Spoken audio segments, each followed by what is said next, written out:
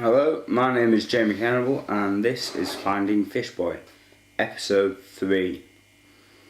Marlin and Hank volunteered to go with Destiny and swim with them. Fishboy was looking hopeful. They said goodbye to Dory and Nemo and they set off from the reef, going south. They kept close to the ocean floor and made good progress, taking only a week to reach Cape Horn. They had met up with Crush and Squirt, who said the Black Rock is the most eastern point from Cape Horn. Squirt said, "My mother told me a giant asteroid made Cape Horn, between Cape Horn and Antarctica. The Black Rock is from the asteroid. It goes underwater for 500 miles, Fishboy said. This wasn't the way he came, but the zone is where he's from. There was a quiet frozen bay somewhere off the coast of Antarctica. Marlin was asking fish as they passed, "Hey, anyone knows Fishboy's parents?" They were getting looks, and then they came across a giant valley underneath the ocean, going east. There were bits of black rock about, but not as it structured into a valley. A shark came up to them. "Stop! You cannot go another foot. This is a shark space. You need permission to travel further," said the shark. "Otherwise we will eat you." "Yes, you as well, whale shark. Stop and identify yourself. Why are you here?" the shark said. Marlin said, "Whoa, shark. Who do we have to get permission from? We are just looking for our friends home." The shark circled them, and Destiny got spooked, and then she bit at the shark's fins. He said, "Watch it, whale. You stay here, and your friends are to come with me." And then he snapped his teeth, and 12 other sharks circled from a distance. "This is no joke. Sharks have controlled this part of the sea for quite some time," the shark said. "Go back to Cape Horn and we'll send for you once we've come to their demands," Marlin said to Destiny. Hank settled on the ocean floor, and Marlin and Fishboy swam around. The shark led them to a sunken ocean liner. They went into the sunken ocean liner. They went into a maze of hazardous metal broken ship parts. There inside was a main hull room. 3 sharks, 2 hammerhead and a giant tiger shark. They moved towards Marlin and Fishboy as they approached. The shark that had led them there swam to acknowledge the other sharks. "Hey, my name is Marlin, and this is Fishboy. We seek to be able to travel through your territory and find Fishboy's home. We think it is to the southeast," Marlin said. The hammerhead sharks swam closer to them and showed their teeth. "Hey, look, we don't want to cause any trouble, but I left my son with a regal blue tang with a 5-second memory, and you're not very smart, sharks. We are both poisonous fish.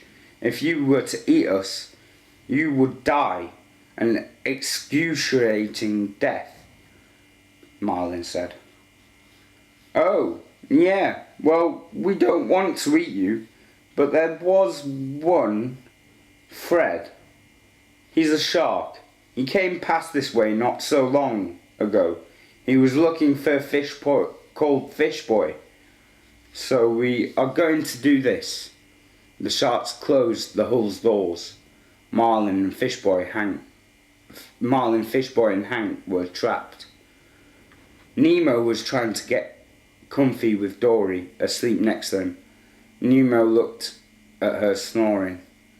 She was upside down, resting in the suspension of the current. Dory, can I ask you something?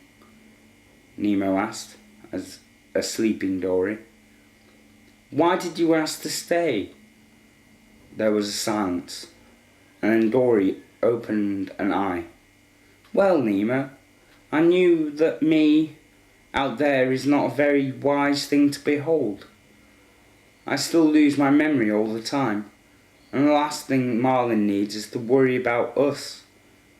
What would you do if you lost me on my own? Bad judgment. I just thought it would be a safer option, Dory said. Hey, did you give up when Marlin lost me the first time? Nemo said. 'Cause I think Fishboy needed us, Nemo continued. Don't say you were scared, because we passed that point a long time ago. Dory looked guilty. Damn, okay. It was because Marlin didn't want you to go. He once said to me, if you ever get separated again, make sure Nemo stays at the reef any way you can. Dory smiled. So this is your fault. I wanted an adventure, Dory. Instead, I have the reef, Nemo said. Oh, come on, Nemo. They wouldn't have wanted us to go with them. We would have been in their way. And me with with you not knowing the ocean. Me with my memory. Yeah, but it would have been us as a team. Not my dad doing his best and failing, Nemo said. Your father doesn't fail. He's smart, and you know he is. You know it's dangerous just going out into the ocean like that. You should see the wisdom in such a choice. Dory said as they both looked up. There was a shark above, with a few feeder fish on its wing. What's the shark doing in the reef? Nemo said. Keep out of sight, Nemo. It could be trouble, Dory said. Nemo swam up to the shark above, and Dory swam hard after him. Hey you, is there something I can do for you? To help you? Nemo shouted. Fred, the shark, stopped and swam about to greet them. Hey dudes, I'm not lost, I don't think. This is the Great Barrier Reef, right? Hell yeah! I'm on a mission of great importance, Fred the shark said. No, Nemo, go back to the reef, Dory said. We don't want another mission after the last one, she added. Hey, you haven't come across a fish by the name of Fishboy, have you? Fred the shark said. Wasn't to mean shark by any stretch of the imagination. He looked normal. He had 3 feeder fish that fed off his skin, and he was a grey reef shark with the slick fins. He looked smart. Hey, yes, actually we sent Marlin, who's my father, and Hank, an octopus, and a whale shark called Destiny, Nemo said.